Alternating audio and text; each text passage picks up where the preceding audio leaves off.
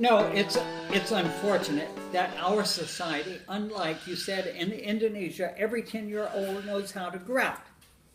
And I've said many times that if you ask 100 Americans that have a PhD in agriculture to explain how to make seedless watermelons, probably 10% can tell you. But any 10-year-old in Taiwan or Indonesia can tell you how to make a seedless watermelon. Now, our reporters in the U.S., as much as I admire them, there are few reporters that have their feet on the ground.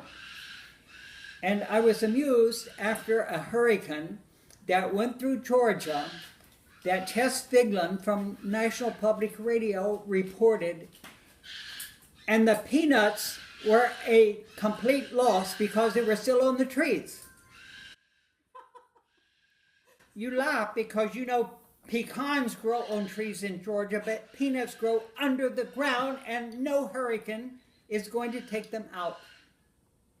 I was also amused by another news reporter when we had the 77 freeze in Homestead and we had floods of tourists at Fairchild Garden because all of the 500 species of palms were brown and all the crops were brown and people were on tops of their vans making photos of the dead plants, which made most of us really sick. But they wanted to go back and show their friends that they had seen for real what was in the news. But there was one reporter at that time reporting on the crop damage,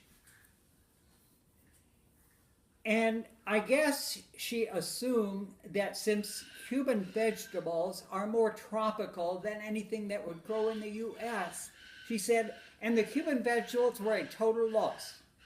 Well, think a minute. What are the Cuban vegetables? Cassava, boniatos, sweet potatoes, malangas. They're root crops.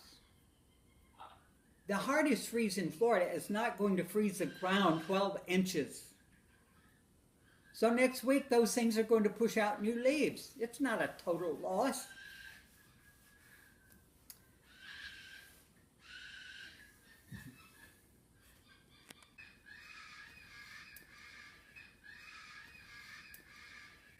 We've become so detached from our source of food.